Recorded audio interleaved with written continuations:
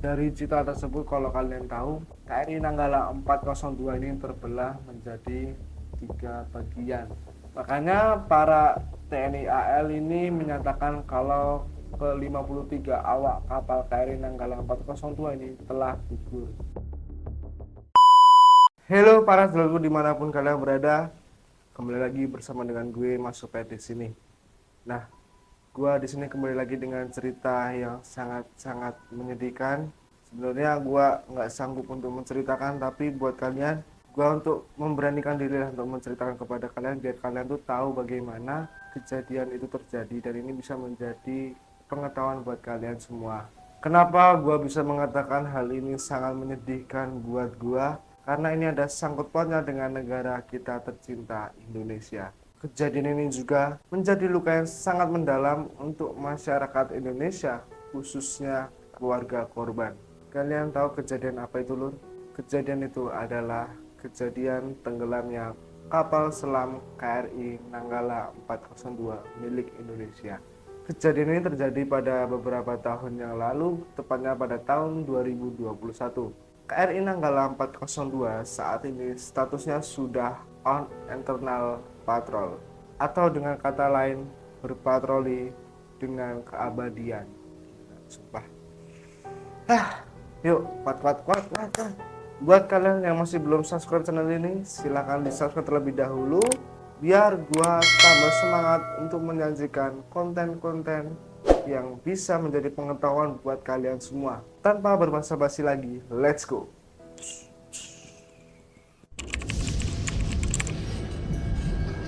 Sebelum kita membahas kejadian tenggelamnya KRI Nanggala 402, alangkah lebih baiknya kita harus mengetahui bagaimana sejarahnya kapal selam di Indonesia. Nah, kalian tahu sendiri kan kalau negara kita tuh memiliki wilayah perairan yang sangat begitu luas. Kalau dibandingin dengan wilayah daratan itu bisa ya hampir 70%-nya sendirilah. Dan di situ kalian tahu kan kalau di dalam perairan di Indonesia itu sangat banyak sekali menyimpan kekayaan sumber daya alam. Ada emas, ada nikel, ada pasir, ada terumbu karang, ada ikan-ikan, ada ya ininya flora dan fauna yang ada di Indonesia.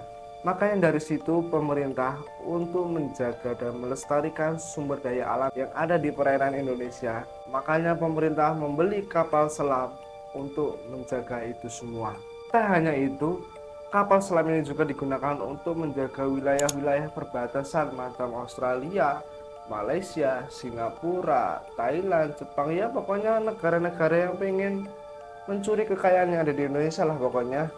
Nah, terus awalnya sebelum kita membeli kapal selam dari negara luar, pada tahun 1958 Indonesia itu membentuk satuan kapal selam di mana nantinya mereka lah yang akan mengoperasikan kapal selam. Dilatihlah terus pokoknya dan akhirnya dilantik dan dinamakan dengan nama Hiu Kencana, atau dengan kata lain Hiu Korps Satuan Kapal Selam Indonesia. Nah, pada bulan September 1959, Indonesia ini awalnya membeli 2 kapal selam dari Uni Soviet, di mana yang pertama itu diberi nama KRI Cakra dan yang kedua itu adalah KRI Nanggala. Nah, seiring berjalannya waktu, Indonesia menambah jumlah kapal selam. Nggak hanya 2 lah pokoknya. Ya masuk dengan wilayah perairan yang sangat luas cuma 2 kan nggak mungkin. Makanya Indonesia membeli lagi tuh kapal selam dari luar negeri. Hingga akhirnya pada tahun 1960-an, Indonesia ini sudah mempunyai 12 kapal selam. Salah satunya itu diberi nama KRI Nanggala 402. Nah, terus KRI Nanggala ini apakah sama dengan kapal yang pertama tadi yang dibeli di Indonesia? Oh, jelas beda. Karena yang kapal yang pertama tadi itu kan ada 2 ya. Ada KRI Cakra sama KRI Nanggala. Nah, itu menurut informasi kapal pada tahun tersebut sudah dipensiunkan alias tidak digunakan lagi. Makanya nama KRI Nanggala ini dipergunakan di kapal selam barunya. Nah, singkat cerita, KRI Nanggala 402 ini dipesan dari Jerman pada tahun 1977. Tepatnya itu berada di Howaldtswerth-Deelswerd, berada di kota Niel. Nah, kemudian tahun berikutnya kapal Nanggala ini mulai diproses dan dirancang untuk kapal selam pemburu. KRI Nanggala 402 ini memiliki panjang 59,5 meter dan lebarnya itu 6,3 meter, di mana di situ memuat kapasitas 34 orang. Karena panjang dan lebarnya ini sangat-sangat besar, makanya ketika kapal ini berada di atas permukaan itu beratnya mencapai 1285 ton. Tapi ya kalau pas nyelam ini beda lagi. Jadi kalau pas nyelam itu beratnya bertambah menjadi 1390 ton. Kapal yang mempunyai 4 mesin diesel listrik untuk bergerak ini tentunya memiliki kecepatan sekitar 20 km per jam di atas permukaan air laut. Tapi kalau pas sudah menyelam, ya kalian namanya juga kapal selam pasti tambah cepet lah. Dan kecepatan itu mencapai 39,8 km per jam. Nah, karena kapal ini digunakan untuk menjaga perairan yang ada di Indonesia, makanya kapal ini dilengkapi dengan 14 torpedo. Wah, udah macem yang ada di GTA ya. GTA, nggak ada GTA, ngawur. Ya kayak di game-game lah. Nah, jadi proses pembuatan kapal Nanggala ini berlangsung selama 2 tahun dan selesainya pada tanggal 10 September 1980. Tetapi sebelum dikirim ke Indonesia, tentunya kapal ini haruslah dites terlebih dahulu. Dan saat itu tanggal 10 September 1980 juga kapal itu dites di wilayah perairan Jerman Barat. Nah, setelah KRI Nanggala 402 ini selesai, barulah KRI Nanggala 402 ini dikirim ke Indonesia. Dan ini memerlukan waktu yang cukup lama, itu membutuhkan waktu sekitar 3 bulan. Nah, untuk informasi, kapal ini dikirim pada tanggal 6 Juli 1981. Nah, ketika kapal ini sampai di Indonesia, ini diletakkan di dermaga yang berada di ujung Pulau Jawa, yaitu tepatnya di Surabaya. Makanya setelah sampai di sana pada tanggal 21 Oktober 1981, KRI Nanggala 402 ini diresmikan. Dan diresmikan oleh Menteri Pertahanan Indonesia Jenderal TNI Muhammad Yusuf di dermaga ujung Surabaya. Nah, tentunya setelah kapal KRI Nanggala 402 ini diresmikan, KRI Nanggala 402 ini tentu memiliki peran-peran yang sangat besar untuk Indonesia. Di antara itu pada bulan Agustus sampai Oktober 1999, KRI Nanggala 402 ini menjalankan misi intelijen di Timur atau sekarang kita sebut dengan negara Timur Leste. Nah, KRI Nanggala 402 bersama dengan KRI Cakra 401 itu melacak pergerakan pasukan internasional Force East Timur atau bisa disebut Interfax. Nah, karena pergerakan dua kapal ini, makanya ini membuat Australia yang awalnya tadi mau macam-macam dengan Indonesia, akhirnya mereka takut dan mengurungkan diri untuk tidak menyerang Indonesia. Terus pada tahun 2000, KRI Nanggala 402 ini dikirim ke perbatasan Indonesia-Filipina. Hal ini sih digunakan untuk melacak jaringan penyelundupan senjata karena memang pada saat itu di wilayah Indonesia itu tepatnya di Kepulauan Maluku itu terjadi konflik antara Ambon dan Poso. Karena kan memang daerah Filipina dengan Indonesia itu kan sangat dekat, khususnya ya daerah wilayah inilah Pulau Maluku. Makanya KRI Nanggala itu diutus untuk menjaga perbatasan yang ada di sana. Kemudian pada tanggal 27 Mei sampai 3 Juni 2002, KRI Nanggala ditugaskan untuk mengikuti pelatihan gabungan bersama dengan US Navy, yaitu Tentara Angkatan Laut Amerika di daerah perairan Laut Jawa, Situbondo, dan Laut Bali. Terus pada tahun 2004, KRI Nanggala ini lagi-lagi mengikuti latihan perang lah yang disebut dengan Operasi Laut Gabungan yang ada di Samudra Hindia. Di situ dalam latihannya KRI Nanggala ini berhasil menenggelamkan ex-KRI Rakata. Gila, keren juga ya. Nah, pada bulan Mei 2005, KRI Nanggala 402 ini dikirim ke sekitar Laut Kalimantan untuk menjaga dan mengawasi daerah perbatasan antara Indonesia dengan Malaysia. Kemudian peran selanjutnya pada tahun 2012, KRI Nanggala 402 ini ikut serta dalam latihan gabungan bersama kapal selam dari Amerika lagi lur. Gila tuh. Nah, jadi memang pada saat itu awak KRI Nanggala 402 ini dengan awak kapal selam Amerika, jadi tuh mereka kayak tukeran lah. Jadi yang dari Amerika menggunakan KRI Nanggala 402, kemudian yang dari Indonesia juga menggunakan kapal selam dari Amerika. Jadi tukeran gitulah untuk menambah pengalaman lah. Dan ini berlangsung selama 2 hari. Kemudian pada tahun 2015, gila banyak banget. Jadi KRI Nanggala 402 ini ikut bergabung lagi dalam Satuan Tugas Perisai Nusa 15 untuk melaksanakan tugas siaga tempur laut. Dan peran yang telah dilakukan ini, KRI Nanggala berhasil mencegah dan menindak pelanggaran terjadi di wilayah perairan Indonesia bagian timur.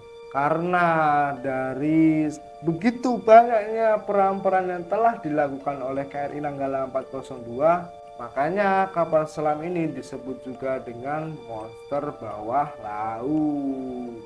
Gila, keren banget sumpah. Makanya karena KRI Nanggala 402 ini sudah cukup lama dan pengen mempunyai peran yang lebih lagi, makanya KRI Nanggala 402 ini di-upgrade oleh pemerintah Indonesia. Ya biar bisa lebih diandelin lah. Kalau istilah kapalnya tuh overhaul atau perbaikan secara menyeluruh, dan ini juga dilakukan di Korea Selatan pada tahun 2010. Jadi perbaikan KRI Nanggala 402 ini membutuhkan waktu selama 2 tahun. Nah, jadi selama perbaikan juga perubahan-perubahan itu diantaranya yang pertama, jelajah selam yang sebelumnya itu hanya 240 meter, yang jelajah selam yang sampai dalam tuh, yang awalnya 240 meter itu mencapai 257 meter saat itu setelah diperbaiki. Kemudian kecepatan yang awalnya itu hanya 38 km per jam kurang lebih, saat ini mencapai 46 km per jam ketika sudah menyelam. Terus ya, KRI Nanggala 402 ini mampu bertahan selama 50 hari lamanya. Ya, meskipun setelah di-upgrade sebegitu kerennya ya, kalau kata gua keren banget pokoknya. Ya, Tuhan berkata lain lah. Tak lama dari situ naasnya barulah pada tahun 2021 KRI Nanggala 402 ini mengalami kejadian yang sangat mengerikan. Tenggelamnya KRI Nanggala 402 ini awal mulanya terjadi pada tanggal 21 April 2021, di mana saat itu KRI Nanggala 402 ini dijadwalkan untuk mengikuti latihan penembakan senjata lah bersama dengan TNI AL Komando Armada 2 di perairan Laut Utara Bali. Saat itu KRI Nanggala 402 ini berisikan 53 awak penumpang, dan saat itu dipimpin oleh Letkol Heri Octavian, yaitu komando kapal KRI Nanggala 402. Jadi saat itu KRI Nanggala 402 ini latihan tembak rudal dan torpedo lah, dan itu juga dipantau lah oleh gugus tempur laut 2, di mana itu juga didampingi oleh kapal patroli yang jaga-jaga di sekitar KRI Nanggala 402. Dan kapal patroli ini disebut dengan Sea Reader. Nah, singkat cerita, setelah persiapan ini selesai, pukul 2:30 dini hari, awak KRI Nanggala 402 ini memberikan isyarat terbit lah. Jadi isyarat itu semacam isyarat bahwa kapal siap latihan. Terus ketika jam sudah menunjukkan waktu 3, awak dari KRI Nanggala 402 ini meminta izin kepada gugus tempur laut 2 untuk menyelam sedalam 13 meter, dan di situ mereka bersiap-siap lah untuk menembakkan torpedo. Nah, terus ya, kapal patroli ini atau bisa disebut dengan Sea Reader pada pukul 3 sampai setengah 4 pagi, yang letaknya itu nggak jauh dari KRI Nanggala 402, sekitar 50 meter lah kalau nggak salah, itu masih melihat kalau KRI Nanggala ini ada lampu pengel sama periskop. Jadi kalau kalian nggak tahu, periskop tuh kayak semacam teropong yang ada di atas kapal selam tuh, yang biasa ya kalian pasti tahu lah. Jadi di situ masih nampak di atas permukaan air laut. Akhirnya barulah gugus tempur 2 ini meng-ACC permintaan dari KRI Nanggala 402 tadi yang telah melakukan izin. Nah, akhirnya belum lama nyelam, ya peristiwa mengerikan ini terjadi. Tapi awal mulai itu aneh banget sih, karena kayak awak KRI Nanggala 402 ini nggak sadar kalau kapalnya itu bermasalah. Jadi ceritanya tuh kayak gini, kapal patroli atau sea reader tadi itu sudah nggak melihat periskop milik KRI Nanggala 402. Padahal seharusnya kalau dengan kedalaman 13 meter periskopnya ini masih kelihatan, tapi anehnya ya itu tadi nggak kelihatan udahan. Tapi ya saat itu apa ya, ya kayak tadi gua bilang lah, jadi antara awak KRI Nanggala 402 dengan pimpinan gugus tempur La 2 itu masih kontek-kontekan lah, jadi ya kayak merasa aman aja. Jadi ya memang bener dua kelompok tadi tuh nggak sadar lah kalau memang kapal ini bermasalah, ya sadar itu cuman si readernya. Nah, terus pada pukul 4 dini hari, kapal selam itu telah memulai prosedur penggenangan peluncuran torpedo. Jadi torpedonya itu kayak inilah, diisi air lah, terus diisi bahan bakar juga. Tapi pada jam 04.25 setelah gugus tempur 2 ini memberikan izin untuk menembakkan torpedonya, apa yang terjadi? Pihak KRI Nanggala 402 ini tidak memberikan respon sama sekali. Dari situ pimpinan gugus tempur 2 itu mencoba mengkontak kembali lah, kayak halo gimana nih, apa suara saya terdengar, pokoknya dikontakin terus lah. Tapi ya lagi-lagi memang KRI Nanggala 402 ini tidak memberikan respon sama sekali. Dari situ karena mungkin pimpinan gugus tempur 2 ini takut kalau KRI Nanggala 402 ini kenapa-napa, makanya mereka mengirim helikopter ke titik KRI Nanggala 402 menyelam yang saat itu berjarak sekitar 95 km lah dari laut utara.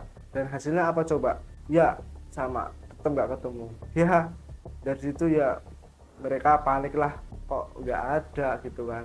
Seharusnya kalau memang KRI Nanggala ini tidak terjadi apa-apa, mereka tuh sudah muncul pada pukul 05.15. Tapi ya setelah ditunggu-tunggu jam segitu ya tetap nggak muncul juga tuh KRI Nanggala 402. Makanya dari situ mereka menduga bahwa KRI Nanggala 402 ini terjadi semacam inilah, matinya listrik, makanya sistem pengoperasian kapal ini berhenti. Jadi gini loh, gua mau memberikan informasi lah. Jadi tenggelamnya kapal selam ini memiliki semacam 3 prosedur pencarian lah intinya. Yang pertama itu ada sublok, yang kedua ada submiss, kemudian yang ketiga ada subsang. Nah, prosedur sublok ini dilakukan ketika kapal selam ini berhenti melapor dan diduga mengalami permasalahan. Terus yang kedua yaitu prosedur submiss. Jadi prosedur submiss ini ketika setelah 3 jam pencarian tidak menemui hasil. Dan yang terakhir yaitu adalah prosedur subsang, di mana prosedur ini setelah kapal selam dinyatakan tenggelam.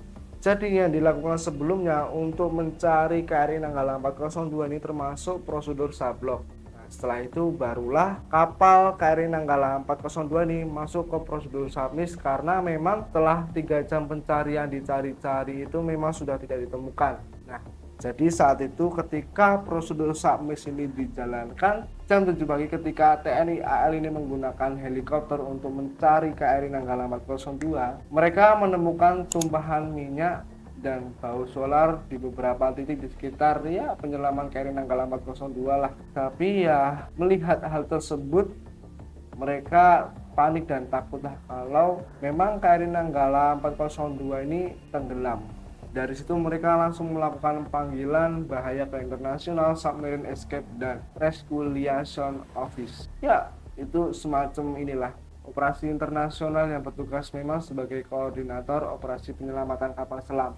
Nah, jadi dalam panggilan itu TNI ini melaporkan adanya kapal selam hilang dan kemungkinan tenggelam.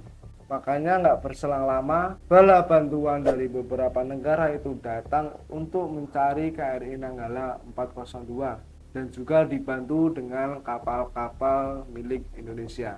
Mengapa bantuan-bantuan yang datang itu sangat banyak? Karena memang ini kapal selam itu harus segera ditemukan. Karena kalau lebih dari 72 jam, makanya ini bisa dipastikan bahwa para penumpang atau para kru yang ada di KRI Nanggala 402 ini dinyatakan meninggal. Karena ya itu sih, karena di KRI Nanggala 402 ini persediaan oksigennya itu hanya mampu menahan selama 72 jam. Pada tanggal 22 April 2021, setelah 1 hari hilangnya kapal KRI Nanggala 402, salah satu anggota TNI AL, Laksamana Yudo Margono, mengatakan bahwa timnya tuh sempat mendeteksi adanya pergerakan objek. Soalnya memang pada saat itu ada radar kemagnetan yang sangat tinggi di kedalaman 50-100 meter.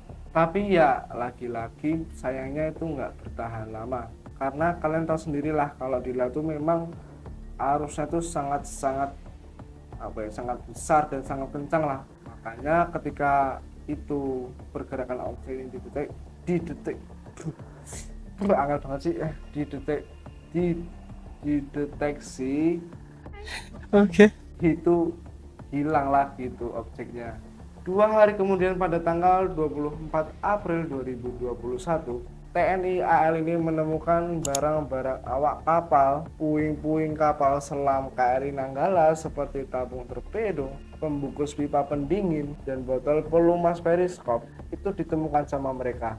Makanya dengan penemuan-penemuan seperti itu, akhirnya KRI Nanggala 402 ini dinyatakan sabsang alias tenggelam pada jam 3 sore. Sumpah lah, gak bisa berkata-kata gua. Kita doain aja lah biar para penumpang ini bisa mendapatkan tempat yang layak lah di sana. Yuk teman-teman berdoa yuk. Nah, lanjut setelah setelah kapal itu dinyatakan sabsang, ya para TNI yang ada di Indonesia ini nggak putus asa lah. Mereka tuh masih berusaha untuk mencari lah, paling enggak ya mereka menemukan ini sih, mayat-mayat atau jenazah dari para penumpang KRI Nanggala 402. Karena ya memang itu paling penting dan ini juga dibutuhkan oleh keluarganya. Yang paling urgent tuh ini. Akhirnya pada tanggal 25 April 2021, mereka menemukan gambaran atau citra air yang sangat jelas dari KRI Nanggala 402. Dari citra tersebut, kalau kalian tahu, KRI Nanggala 402 ini terbelah menjadi 3 bagian. Makanya memang peluang para awak kapal hidup itu mustahil sih.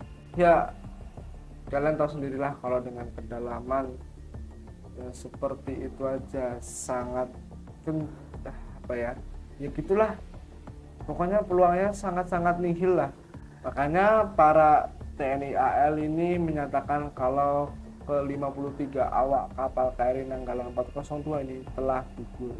Tanggal 27 April 2021, Laksamana Yudi Margono TNI AL akan bekerja sama dengan SKK Migas untuk mencoba melakukan pengangkatan badan kapal. Karena memang kan SKK Migas kan ini kerjanya mencari minyak lah di dasar bumi, makanya sudah jelas mereka tuh sangat-sangat berpengalaman dalam bidang-bidang seperti inilah, pengangkatan barang-barang besar yang ada di dasar laut. Tak hanya itu, TNI AL juga mendapatkan bantuan dari Angkatan Laut dari Cina dengan 3 unit kapal pengangkat. Sebenarnya operasi macam gini itu sangat-sangat berisiko lah, tapi ya karena memang ini sangat dibutuhkan, mereka tetap berusaha untuk mengangkat lah, meskipun resikonya juga sangat besar sekali. Ya intinya supaya para awak KRI Nanggala 402 ini bisa ditemukan. Dan memang fokus operasi pengangkatan ini adalah mengangkat badan tekan atau bisa disebut dengan pressure hull. Karena memang pressure hull ini tempatnya ini ke-53 awak kapal, makanya operasi ini difokuskan ke situ. Nah, terus lur, dari citra kapal dan dengan bantuan kapal pencari, mereka masih tetap tidak menemukan badan tekannya itu. Malahan mereka tuh menemukan semacam kawah yang ada di dasar laut. Itu memiliki diameter 38 meter dan memiliki kedalaman sekitar 10-15 meter. Oke, tempatnya tuh ini sangat-sangat gelap sekali lah. Makanya mungkin mereka berspekulasi kenapa mereka tidak bisa menemukan badan tekan dari KRI Nanggala 402, karena ya ini bisa masuk ke kawah tersebut. Tapi ya lagi-lagi ini masih belum dikonfirmasi lah sama mereka, karena ini ya cuma opini gua aja, masih konspirasi lah. karena ya aneh banget sih kan, nggak ketemu tuh apa ya, ya bisa aja tuh masuk ke kawah itu. Dan dari sebegitu banyak yang mencari itu nggak ada satupun yang berani ke masuk kawah itu, Cuk. Karena memang itu sangat-sangat berbahaya. Ya kalian aja misalnya nih ya, tenggelam kedalaman 100 meter itu aja udah nggak bisa naik tuh, apalagi masuk lagi tuh, apa nggak bisa ini, nggak bisa naik lagi tuh. Makanya nggak ada yang berani lah ke situ. Jadi ya sebenarnya memang banyak banget sih kayak macam-macam misteri yang ada di wilayah perairan atau wilayah laut, wilayah samudra itu sangat banyak sekali lah, karena memang tempat-tempat tersebut tuh jarang dijangkau oleh manusia. Ya mungkin besok kita coba bahas ya mengenai apa yang ada di sana, apa yang terjadi di sana, ya mungkin sekali dua kali lah, oke. Nah, balik ke topik, setelah beberapa minggu operasi pengangkatan kapal KRI Nanggala ini dilakukan, memang pada saat itu kondisi alam ini sangat-sangatlah tidak mendukung dan tidak memungkinkan untuk dilakukan operasi pengangkatan. Makanya mereka sepakat untuk memberhentikan operasi ini. Dan yang hanya bisa diangkat tuh hanya puing-puing dari KRI Nanggala 402. Memang apa ya, ini sangat berat sekali untuk para pihak keluarga korban, karena apa ya, mereka nggak bisa ketemu lah untuk terakhir kalinya. Ya gila, sedih banget sih. Dari situ mungkin agar pihak keluarga ini mengerti, TNI AL itu mencoba untuk mengajak para keluarga korban untuk datang langsung ke tempat, ke titik di mana KRI Nanggala 402 ini ditemukan, supaya bisa mengertilah bagaimana kondisi yang ada di sana. Tak hanya itu, mereka juga melakukan tabur bunga dan mendoakan para awak korban yang telah menjadi korban dari KRI Nanggala 402. Yuk Lur, sekali lagi gua ingetin, nggak bosan gua ngajak, pokoknya yuk kita doain supaya para awak dari KRI Nanggala 402 ini segala dosa-dosanya tuh bisa dihapuskan, amal ibadahnya bisa diterima di sisi Tuhan, dan mudah-mudahan para keluarga korban yang ditinggalkan itu ditambahkanlah hatinya. Ya, inilah kisah yang sangat pilu untuk Indonesia, untuk para keluarga korban, untuk masyarakat, ya intinya untuk semualah. Buat kalian, terima kasih karena kalian telah menonton video ini. Jangan lupa kalian klik tombol subscribe-nya, jangan lupa di like, di share, dan di komen. Akhir kata, gua Mas Opet pamit undur diri dan see you.